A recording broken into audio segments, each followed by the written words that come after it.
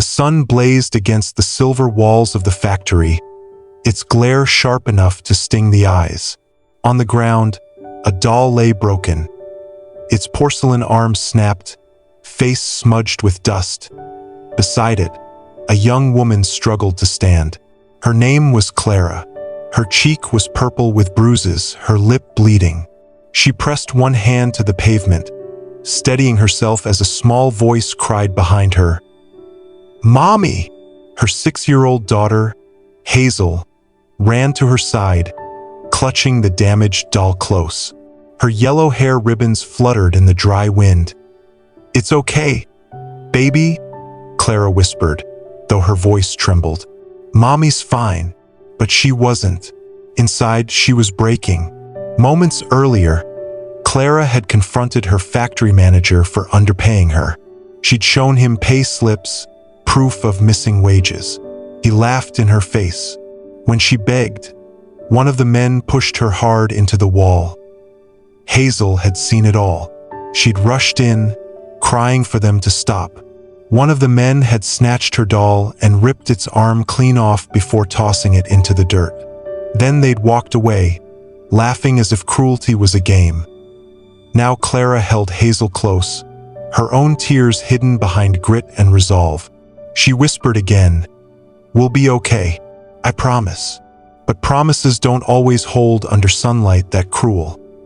Then came a sound, distant, deep, steady. At first, it blended with the hum of the factory, but within seconds it grew louder. A low thunder rolling down the road. Engines. Hazel turned toward the sound, clutching her doll tighter. "Mommy, what's that?" Clara looked up, and froze. 5 motorcycles came into view, sunlight glinting off chrome. They rode in formation, their shadows stretching long across the street. The men who rode them wore black vests, each marked with a red-winged skull. They pulled to a stop near the factory gate. The air seemed to hold still. The leader cut his engine first. He was older, broad-shouldered, with gray in his beard and eyes that looked both tired and sharp. His vest read RL. He took in the scene: the bruised mother, the frightened child, the broken doll lying in the dust. He didn't ask what happened. He didn't need to. He walked forward slowly, his boots heavy against the ground, and knelt beside Hazel. His voice, low and rough, softened as he spoke. "Who did this, kid?" Hazel's small hand trembled as she pointed toward the factory door. Behind him, the other bikers exchanged glances, silent, knowing looks that carried more meaning than words ever could. The leader stood, jaw tightening. He turned to his men and gave a single nod. They understood. Clara saw it and panicked. "Wait, please. Don't go," she shouted. But the engines had already roared back to life. The bikers rode straight through the gates. Their arrival silenced the factory. Workers froze mid-motion, staring as the gang of leather-clad riders came to a stop. The manager stepped forward, his fake confidence fading fast. "What's this?" he barked, trying to sound bold. "You got a problem?" The leader climbed off his bike, eyes locked on him. "Yeah," he said. "You hurt a woman and her kid." The manager scoffed. "That's none of your—" He didn't finish. The biker stepped closer, his voice turning low and cold. "You think you can push people around because you sign the checks? No one knows what happened in those few minutes." Witnesses say voices rose, echoing against the steel walls. Then suddenly, it all went quiet, the kind of silence that carries weight. Outside, Clara stood with Hazel, heart pounding, listening. The sound that followed wasn't laughter this time. It was the deep, steady rumble of engines returning. If this story touched your heart, please like, share, and subscribe to Kindness Loom. The 5 bikes rolled back onto the street. Clara instinctively took a step back, shielding Hazel. But the leader stopped in front of them and shut off his engine. He reached into his vest pocket and pulled out something wrapped in paper. When he unwrapped it, Hazel gasped. A brand new doll, soft and clean, with a blue dress that shimmered in the sun. He knelt again and offered it to her. For you, he said quietly. Hazel's small fingers brushed his gloved hand. Thank you, she whispered. He smiled faintly, then stood and reached into his wallet.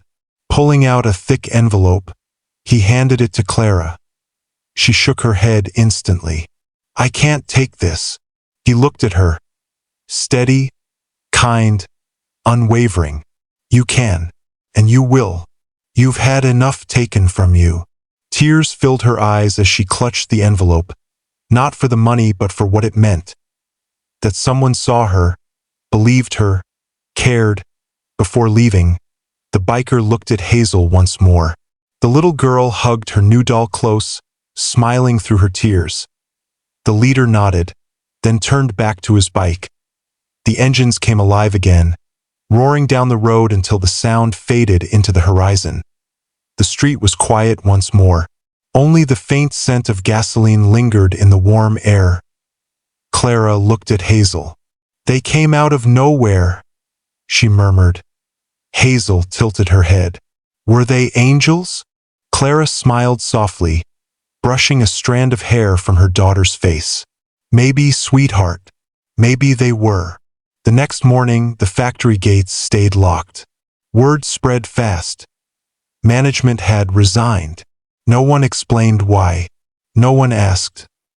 Clara went back to collect her final paycheck and found every missing dollar restored. Someone had made sure of it. For the first time in years, she walked home without shame. Hazel skipped beside her, the new doll's blue dress catching the sunlight.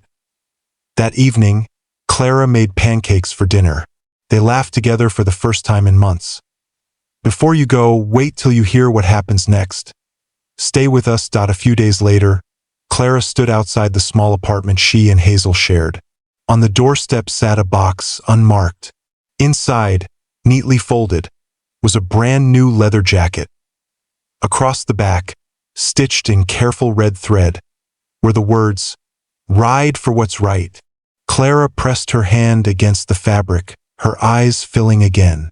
She didn't need to know who sent it. Some things don't need names, they just need to be remembered. That night, Hazel asked her mother to tell the story again, the one about the bikers who stood up for them. Clara told it softly, her voice steady this time, and when Hazel finally fell asleep, her new doll in her arms, Clara stood by the window, watching headlights pass through the darkness. Somewhere out there, she thought, those 5 men were still riding, looking for another broken road, another soul to defend. The world could call them dangerous, misunderstood, even outlaws. But to one mother and her little girl, they would always be something else. Heroes. Because real kindness doesn't always come with soft hands or gentle voices. Sometimes it arrives on the sound of roaring engines and leaves behind silence filled with peace. If the story touched your heart, please like, share, and subscribe to Kindness Loom, where we bring you stories of courage, compassion, and second chances, because kindness, in any form, can change everything.